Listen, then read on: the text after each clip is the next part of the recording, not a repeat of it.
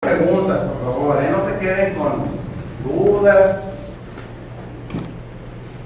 Total, si tienen dudas, ahorita se las hago más grandes.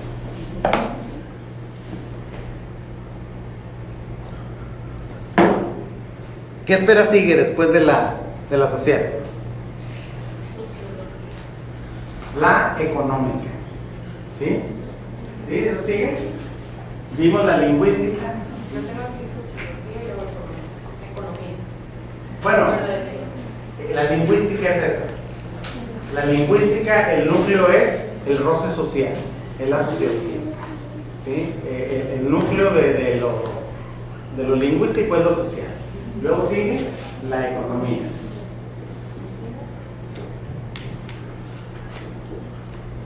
¿Y cuál es su núcleo? Es la retribución. Ingeniero Godínez, es que me parece que en un listado que tenemos viene la técnica histórica, luego la lingual y luego la social, viene separado. ¿Viene separado? Sí, ahorita como mencionó la maestra Mayra. En la lingual creo que el núcleo es algo de comunicación. Comunicación social, sí. Y la social no me acuerdo cuál es el núcleo, pero... Fíjate que aquí en el teléfono traigo la de Roberts. Déjame ver la de Roberts. Para confirmar nada más. Sí. Primero estaba escribiendo el núcleo. Sí. Primero estaba escribiendo el núcleo. Sí. ¿Y ahora? Ahora lo puse al revés, sí. Ok, el núcleo va acá, ¿verdad? El núcleo solidario. Que es retribución.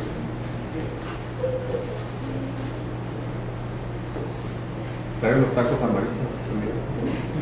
Como los dillitos. Sienten bien claro el concepto de lo que es el núcleo. Háganse cuenta que es el tema principal de la esfera. Si estamos hablando, por ejemplo, voy a hablar de matemáticas y el tema de hoy son las ecuaciones diferenciales. Entonces, el núcleo del tema de hoy son las ecuaciones diferenciales, aunque las matemáticas tengan un rango increíble de temas, ¿sí? En este caso, el núcleo es lo que abarca toda la esfera. Toda la esfera trata, en este caso, de la retribución. ¿Y qué es la retribución? Pues la economía trata de te doy, me das, y estamos hablando de dinero, de trueque, de todo lo que impliquen las relaciones económicas, ¿sí? Esta esfera la hemos dejado como cristianos, es de las que les decía que tienen un foco rojo aquí al lado, porque como cristianos las hemos dejado, y hemos dejado que los paganos rijan la economía. Díganme qué cristiano se ha levantado en contra de que paguemos ya prácticamente 14 pesos por litro de gasolina, que es un robo, cuando para Pemex el costo es de 6 pesos. Eso es lo que deberíamos pagar realmente por el litro de gasolina, 6 pesos. Y el gobierno nos roba cobrándonos 14 pesos. Si ustedes pagan impuestos, les ha de dar coraje que el gobierno se quede con el 34% de su salario. Y el problema es que no lo ven reflejado en la ciudad. Las calles tienen baches, no hay alumbrado, no hay seguridad, en fin, el dinero no se está ocupando en lo que debe. Lo económico actualmente lo están gobernando los paganos y los cristianos, bien, gracias. ¿Sí?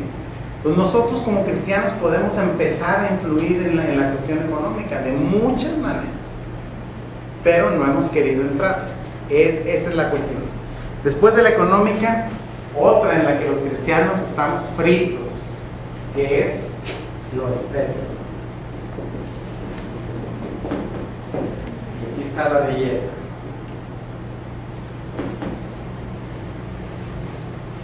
O sea, porque estamos feos, cristianos. No, estamos fritos porque no le entramos a la cuestión de la estética, ¿sí? Dejamos, díganme, ¿cuántos compositores cristianos hay? Hay uno por 1,000,000 de raperos, de esos que hablan puras barbaridades y obscenidades. Sí. Y los cristianos hemos dejado que eso pase. ¿Por qué? Porque no nos levantamos y componemos música bonita. El pensamiento actual de todas las iglesias es que si eres músico, tienes que componer música que hable de Cristo. Y eso es un verdadero error. ¿A poco los cristianos no amamos? ¿A poco los cristianos no vemos los paisajes? ¿A poco los cristianos no concebimos el mundo de mil maneras? Yo también como cristiano le puedo cantar a una mujer bonita, o si soy mujer le puedo cantar a un hombre guapo, puedo cantarle a la naturaleza, puedo cantarle al mar, hacer poemas, dibujar cosas grandiosas, y no tienen que ser religiosas. Ese es el gran error de la iglesia hoy, que alguien empieza a tocar, ya vas a cantar pagano, eres del diablo. Ya se acabó el impulso del cristiano. Y es porque hay esa separación. Exacto, es porque hay esa separación. O sea, no te metas al mundo pagano, quédate de este lado de la raya. El mundo es de Dios y tenemos que hacer música cristiana, no religiosa. ¿Se fijan?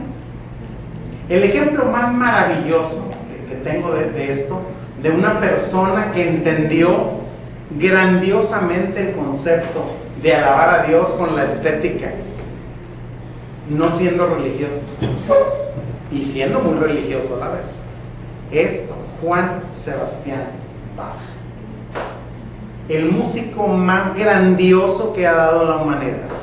Su música es soberbia, soberbia. Sin embargo, él hizo obras no religiosas magníficas, pero tenía una característica: siempre que terminaba de escribir una obra, escribía al final de la obra: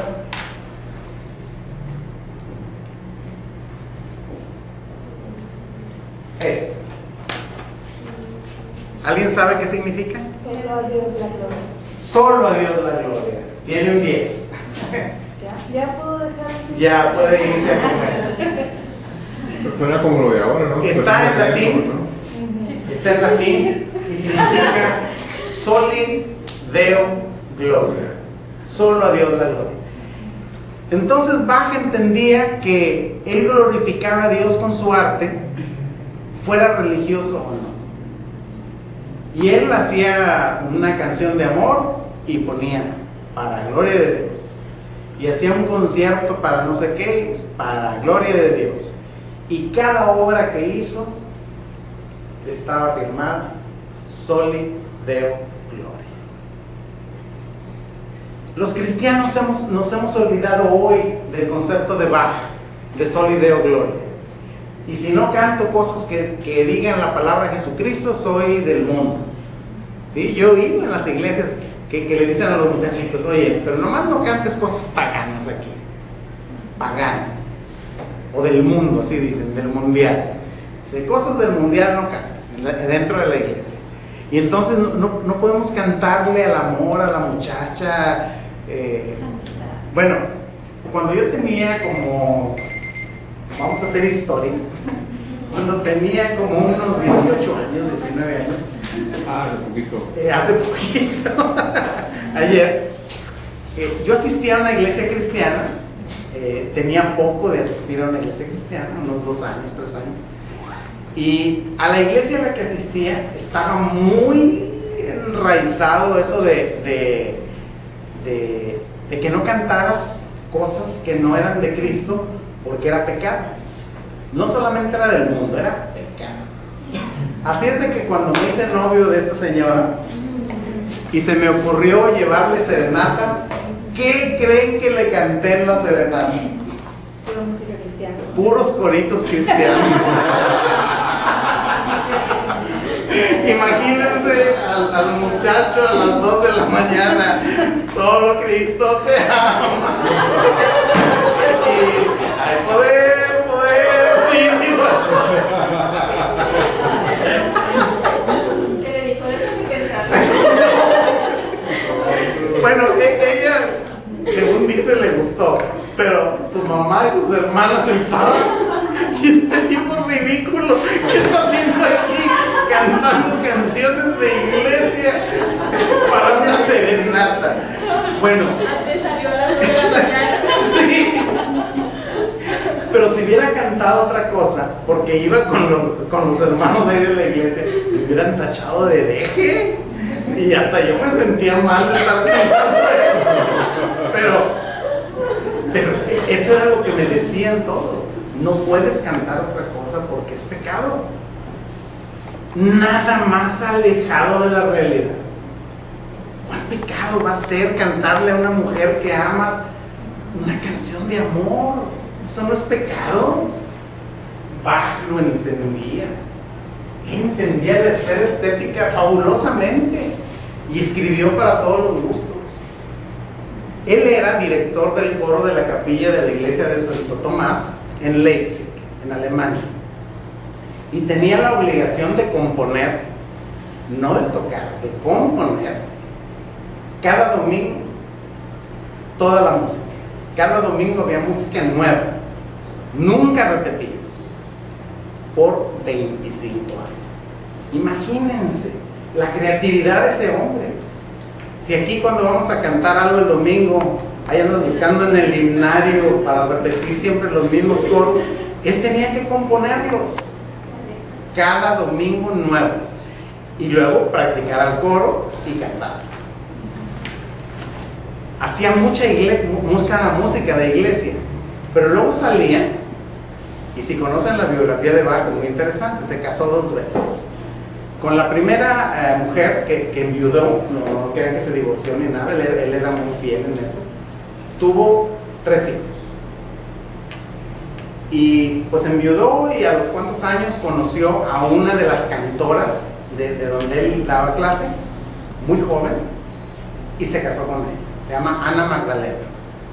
Y con Ana Magdalena tuvo 17 hijos. 17 hijos. Y también en el área recreativa era bueno el bar. ¿Sí? A ver qué nos hacía, Él entendía cómo vivir en el mundo de Dios. O sea, decía, no, es pecado. No, tuvo 17 hijos. Y luego deja ponérselo a mi esposa. Los educó. Erin, para ti. 17 hijos. Y los educó grandiosamente. Porque sus hijos fueron grandes músicos después. ¿Sí? Su hijo mayor, Carl Philipp, fue un escritor muy prolífico y un constructor de clavecines muy prominente. O sea, que él supo educar a sus hijos, supo combinar la responsabilidad de componer cada semana, pero también tener una vida familiar grandiosa. O sea, Bach es un ejemplo de la combinación perfecta de entender que todo le pertenece a Dios y todo glorifica a Dios. Hay un libro, si alguno de ustedes ha estudiado piano alguna vez, que se llama El pequeño libro para Ana Magdalena. Él quería que su esposa tocara piano, clavecín, no existía el piano todavía, clavecín, y se dio a la tarea de hacerle un libro, un método especial para ella y para sus manos. Imagínense, él entendía el cuidado que debía tener con su esposa y se dedicó a educarla y le hizo su manual, un manual. No crean que son 5 hojas, son cientos de hojas de ejercicios diseñados para las manos de su esposa.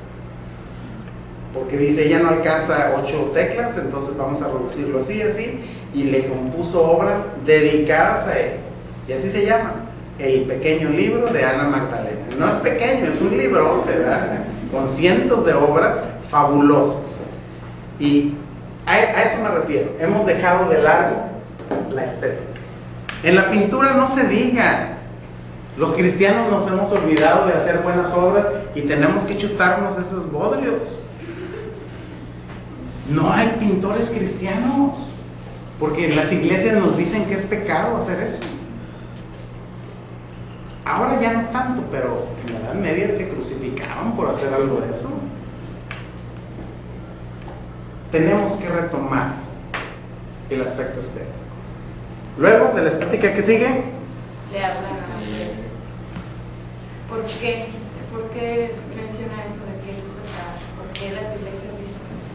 porque la iglesia por mucho tiempo pensó que mostrar, por ejemplo, una mujer con poca ropa era pecado y no la podías plasmar en un lienzo. Escenas de amor en una pintura, impensable. Decir que un hombre y una mujer se están besando en la Edad Media era ¡ay, qué susto! ¿Sí? Entonces, ahora ves un anuncio de televisión y ves cosas tremendas en los anuncios de televisión, ¿sí? Y tenemos que romper como cristianos con esos tabúes, son tabúes, ¿sí? Muy bien.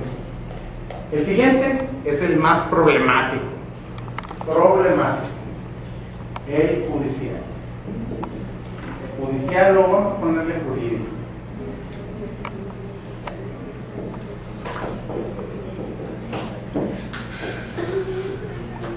Y el núcleo es la ley. Y digo por qué es el más problemático, porque es el que nos ha impactado más como iglesia de manera negativa. Al no intervenir los cristianos en la política, hemos dejado que los no cristianos hagan las leyes y que nos gobiernen.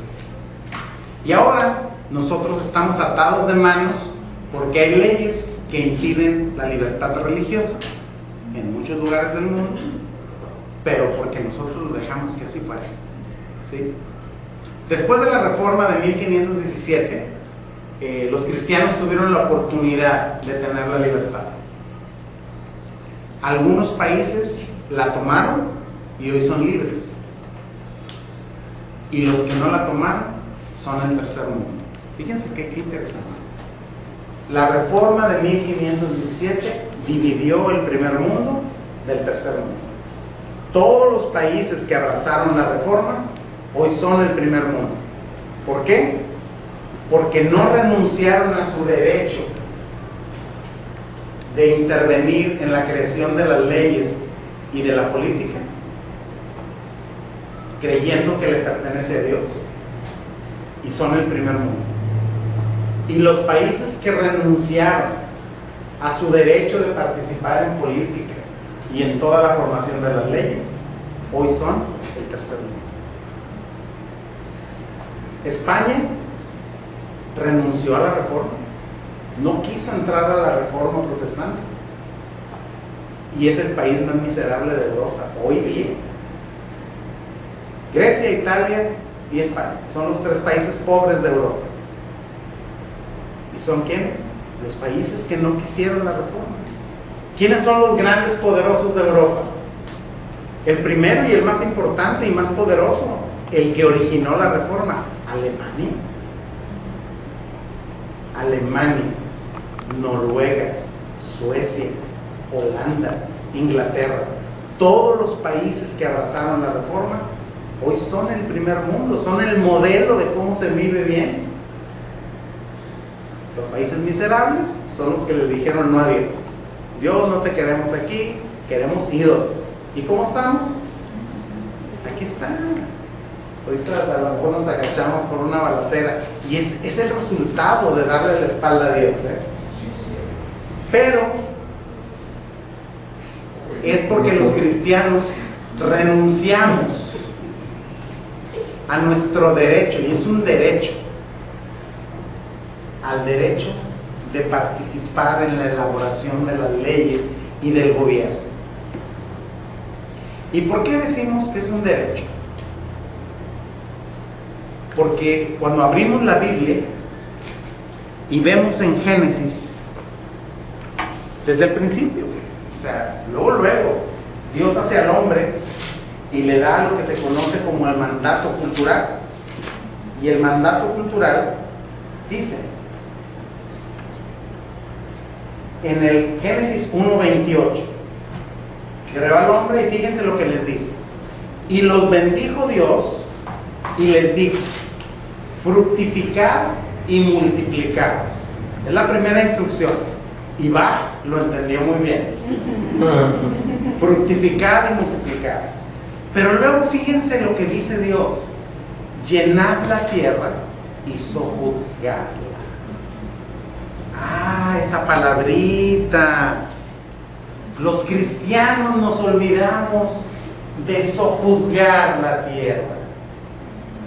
Dios desde la creación le dijo al hombre: te pongo a ti para que gobiernes. Eso es lo que significa sojuzgar. Gobierna la tierra. Y los cristianos hoy decimos: no, es pecado. No estudies leyes porque nomás los rateros estudian leyes. Eso es ignorar el mandato original de Dios para la creación. Dios originalmente dijo: sojuzga la tierra, te puse ahí para que gobiernes, para que hagas con ella lo que se te antoje. Pero pasado el tiempo, por culpa del pecado, pensamos que no tenemos derecho a sojuzgar la tierra. Y bueno, eso pensamos los cristianos. ¿Y quién tomó la oportunidad? Los no cristianos. Y los no cristianos nos han gobernado por siglos. ¿Son más fuertes? ¿Son más inteligentes? ¿Son más pudientes? No. Nosotros los cristianos cedimos, dimos un paso atrás y les dijimos: pásale, gobiérname, haz leyes paganas, idólatras, abusivas, róbame. Eso hicimos los cristianos. Nos quejamos de que ay, el gobierno, eso y esto y esto. ¿Por qué no armas un partido cristiano? ¿Por qué no armamos un partido cristiano? Podemos hacerlo. Pero la iglesia actualmente ha preferido encerrarse en las paredes a cantar coritos y a decir aleluya, en lugar de sojuzgar la tierra, que es el mandato de Dios. Yo no encuentro en la Biblia ningún lugar que diga que te encierres en una iglesia a cantar y a tener un culto y a oír sermones. Eso no está en la Biblia. El mandato de Jesús para todos los cristianos, ¿se acuerdan cuál es? Sálganse, váyanse a predicar el evangelio ahí adentro de una iglesia. No, hasta el fin del mundo, dice la palabra. O sea, Dios nos llamó a estar caminando por todos lados llevando la palabra, no nomás dentro de una iglesia. ¿A quién le voy a predicar dentro de una iglesia? ¿A los que ya conocen el evangelio? ¿Qué chiste tiene? ¿A quién le voy a mostrar que soy cristiano? ¿A los otros cristianos? Cuando entramos a la iglesia somos santos, no decimos malas palabras, siéntese por favor, pásele usted primero, pero cuando salimos de ahí nos comportamos de manera diferente. ¿Por qué? Porque eso nos enseñaron a vivir en dos mundos. Hoy tenemos que romper, y este es el más crítico, este es el que nos tiene con la pata en el cuello, porque no nos dejan hacer muchas cosas. El gobierno hizo leyes. Hay un departamento que se llama la Secretaría de Asuntos Religiosos y establece lo que se puede y lo que no se puede hacer como cristianos. Llegamos a eso porque son muy malos, porque nosotros nos dejamos como cristianos y podemos revertirlo, podemos revertirlo. Entonces, el aspecto jurídico es crucial. Ese nos tiene atados y es culpa nuestra, es culpa de la iglesia que cedió su lugar al paganismo. Luego sigue el aspecto ético y es la moral.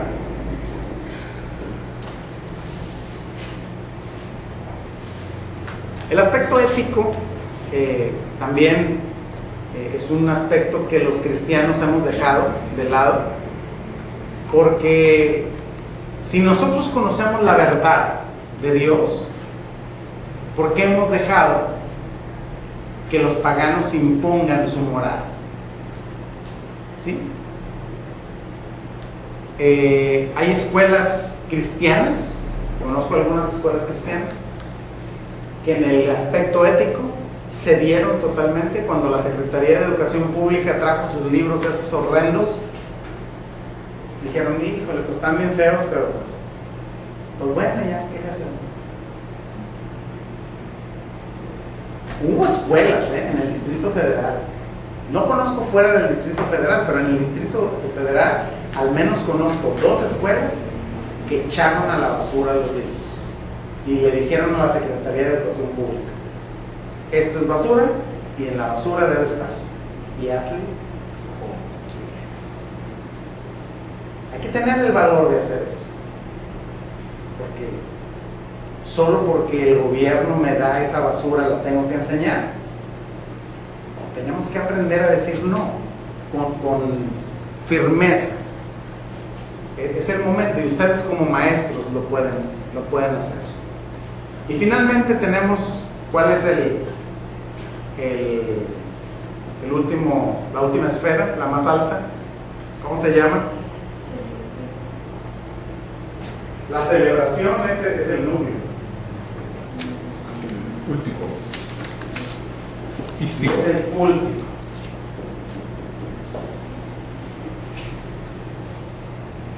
Y en el culto es la esfera más alta, no es influenciada por ninguna otra, pero le da sentido a todas las demás.